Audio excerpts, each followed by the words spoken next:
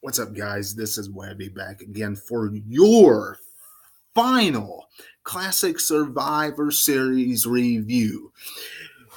In this Classic Survivor Series review, we're going to be discussing the 2009 Survivor Series. We are 24 hours away from the 32nd annual Survivor Series tomorrow night, this Thanksgiving week, only on the WWE Network. And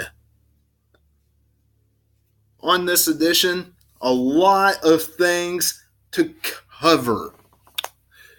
Championships on the line, world title on the line, The Undertaker defending the WWE World Heavyweight Championship against The Big Show and Chris Jericho. John Cena defending the WWE title against Shawn Michaels and Triple H. Classic Elimination Survivor Series tag team matchups on this Survivor Series pay-per-view, including Kofi Kingston versus Randy Orton's team. All that plus so much more happened in 2009 at the Survivor Series that we are going to be discussing right here today. First off, wrestling fans, if this is your first time tuning into this podcast, don't forget to become a subscriber and join me on my journey right here today. Be much appreciated. A lot of fun, hard work goes right into this channel for you wrestling fans. Also, don't forget to go to Facebook and Twitter at 2007 Webby and join me there as well. Polls, thoughts, and comments about the shows go up when the shows are going on live. Raw and SmackDown pay-per-views, among other things, go up. Be much appreciated if you would join me there. And I want you to tweet along with me amongst everything else on this journey on Twitter, Facebook, and YouTube.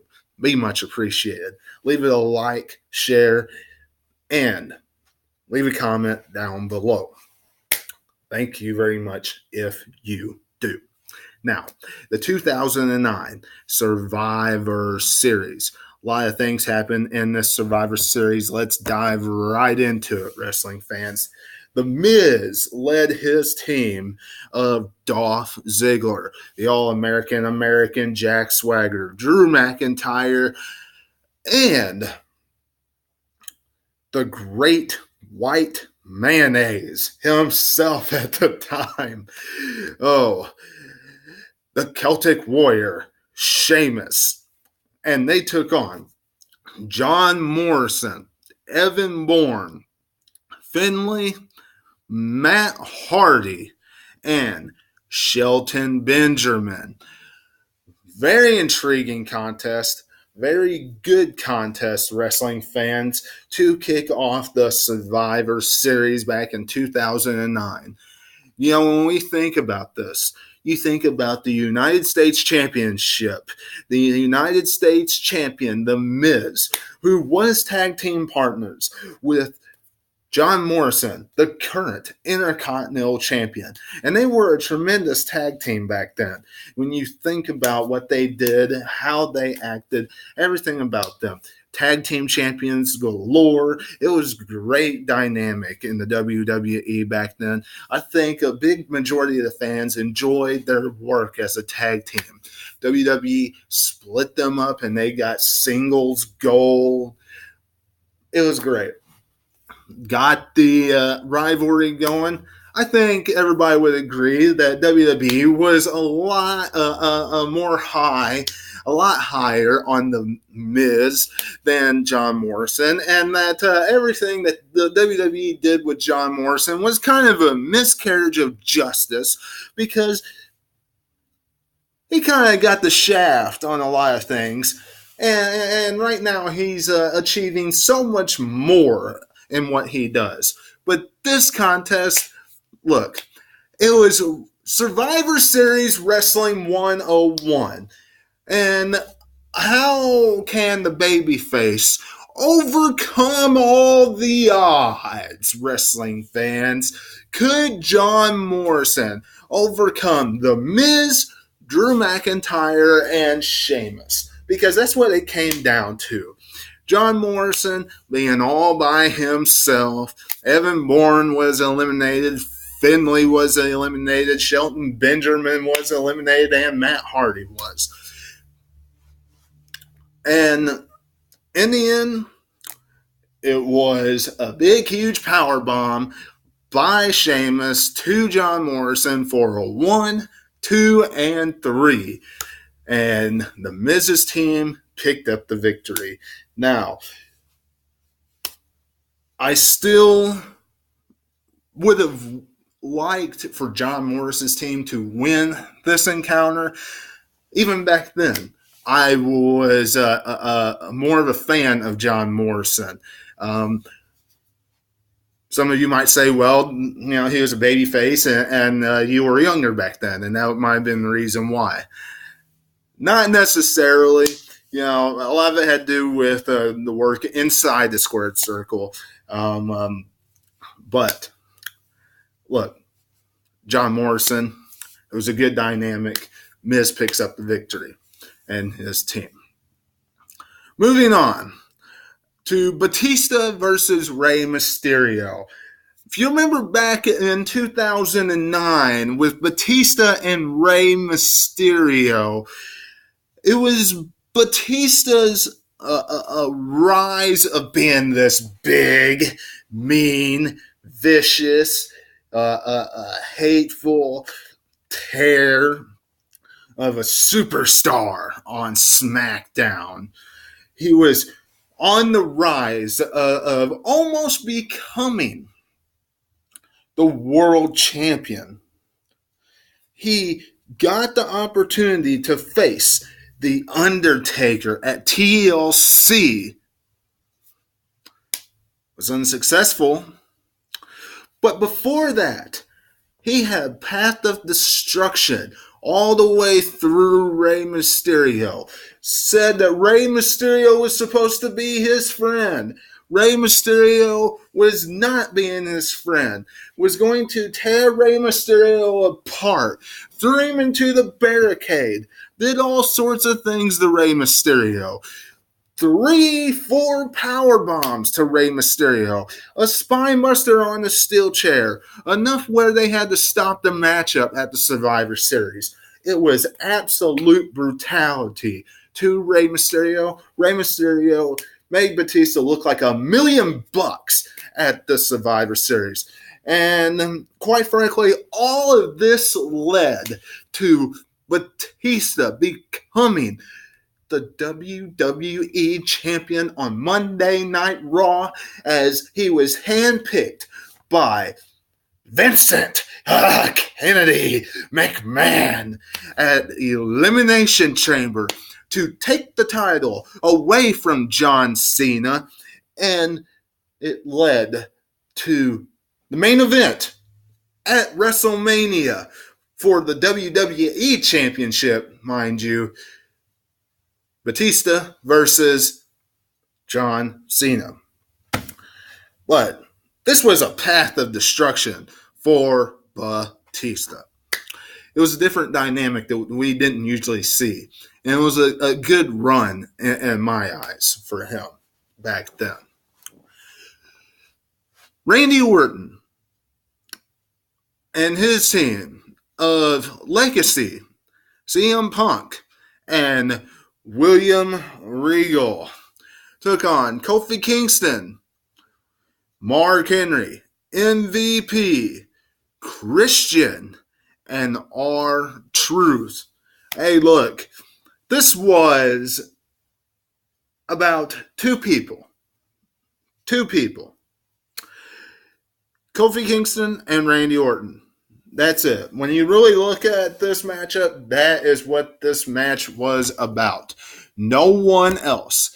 And a big reason why I say that is because it was the rise at the time of boom, boom, boom, Kofi Kingston.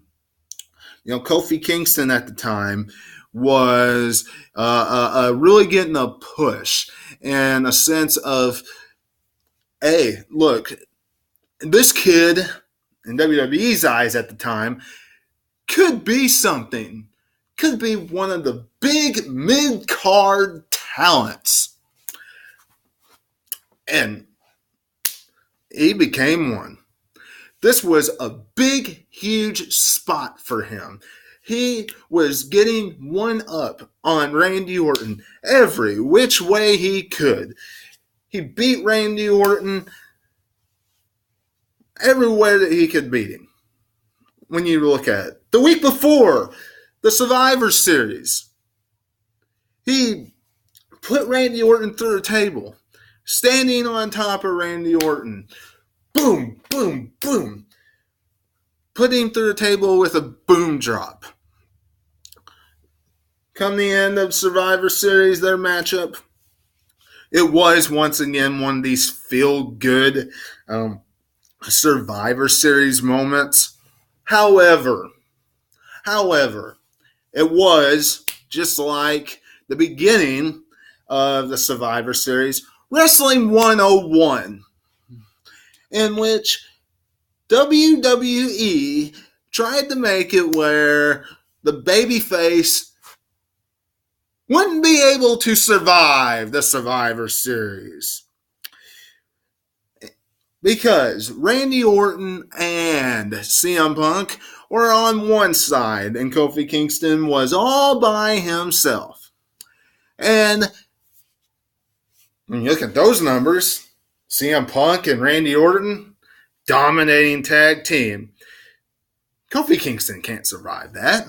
Right, wrestling fans? He can't survive Randy Orton and CM Punk.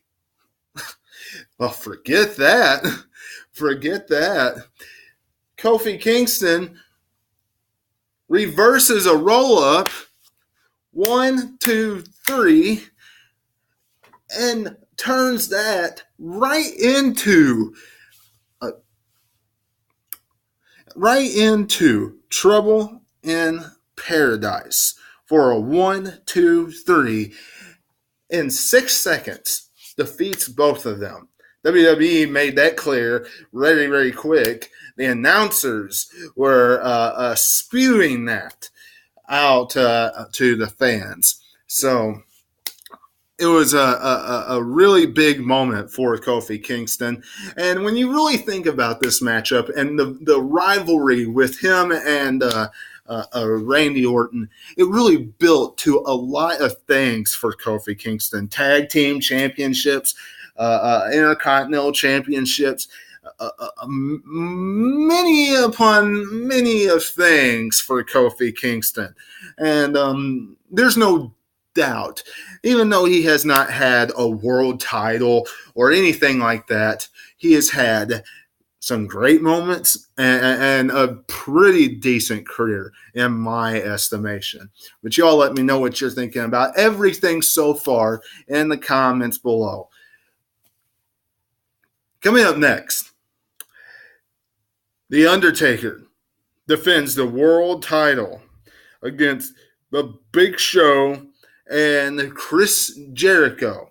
Now, I'm not going to come on here and rant and rave and gripe, moan and groan and complain about the 2 triple threat matchups. I'm not going to do it. There is a dynamic about the triple threat matchups that we saw at the Survivor Series that year that I did not like, wrestling fans. I absolutely did not like. But I'm not going to gripe, moan, and groan and complain about them too much. The part I didn't like about it was that The Undertaker and John Cena were defending were defending the world championships, the biggest prizes in the WWE at the time, against tag teams. One of the tag teams being the undisputed, unified tag team champions in the Big Show and Chris Jericho.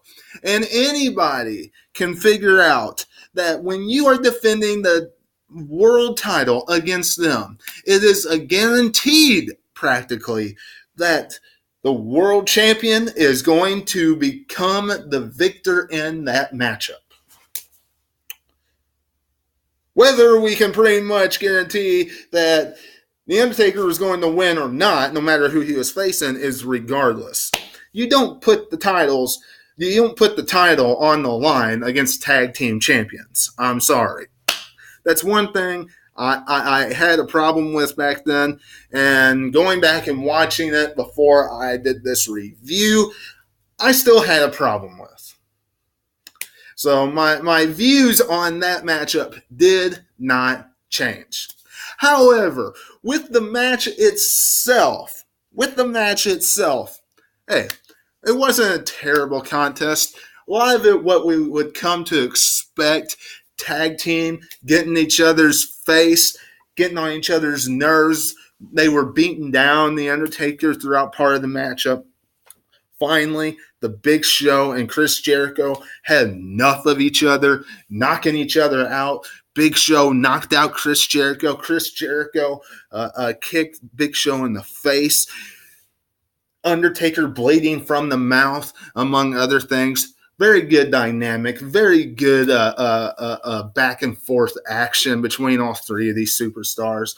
Finally, in the end, Big Show taps out from the triangle chokehold, and The Undertaker retains the world title and has a pretty good reign with the world championship. His last world championship title reign in the WWE. And back in 2009, where he held it from Hell in a Cell all the way to Elimination Chamber of the following year. Now, can't really complain a whole lot about this matchup. It's kind of what we expected, but hey, they had some good chemistry, all three of these superstars in this match. The Women's Survivor Series Elimination Tag Team matchup, I really don't have much to say about this match whatsoever. I mean, it was an okay match. It's what we come to expect from it. A lot of action, but it was quick eliminations. I mean, it really was. Back then, they didn't have a lot of the same action that we see today. It was the Divas division, and they all got eliminated very quickly. Beth Phoenix looked very dominant in this matchup. So that's kind of what it was. It was a very hand-picked superstars looking dominant in this matchup. But you all let me know what you're thinking in the comments below about it. I mean, that's really what I have to say about it. I mean, there's a few women looking dominant in it, and that's about it. And then the main event, John Cena versus Shawn Michaels versus Triple H. Now, this contest, it was a lot of false finishes in the sense of a lot of finishing moves being made.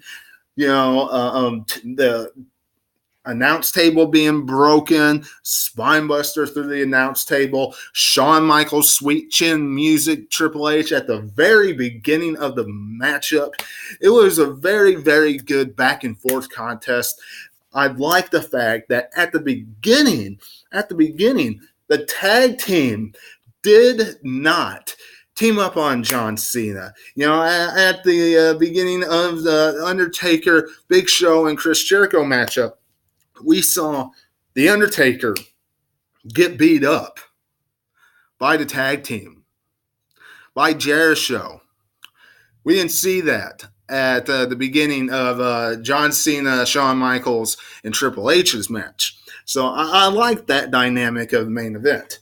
In the end of this contest, though, as everybody knows, John Cena retained the WWE title. And they kind of made it obvious by having it where he defended it against Shawn Michaels and Triple H, best friends. I mean, seriously. But it was a good contest. Can't really complain about it. You know, hit sweet chin music on Triple H, and then it went straight from that to an AA right on Triple H for a 1-2-3. Great dynamic, fantastic chemistry between all three of these superstars. We all knew Shawn Michaels and Triple H had great chemistry inside the squared circle. When you add John Cena to the mix, who Shawn Michaels had good chemistry with John Cena, and Triple H had good chemistry with John Cena, and you add that to the mix, only makes for a very good contest. And John Cena went on for another about 4 months, a title reign, 3 or 4 month title reign, until he dropped it to Batista for the WrestleMania build in 2010. But this was the final Classic Survivor Series review. I hope you enjoyed it. I hope you've enjoyed all of the Classic Survivor Series reviews that I have done. Whether it was last year's Classic Survivor Series reviews that I did, or it was this year's Classic Survivor Series reviews that I did. Hope you enjoyed them. And if you did, leave me a thumbs up. Go back and watch them. And tune in tomorrow for my Survivor Series review of the 32nd Annual Survivor Series. I have Jason Funny. Hopefully I can have David Awesome on here and Andy Cool and whoever else shows up. But if I do, that'd be great. I know I'll have at least Jason Funny on here. So tune in for that. And until I see you then, this is Webby, and I'll catch you on the other side. Talk to you later.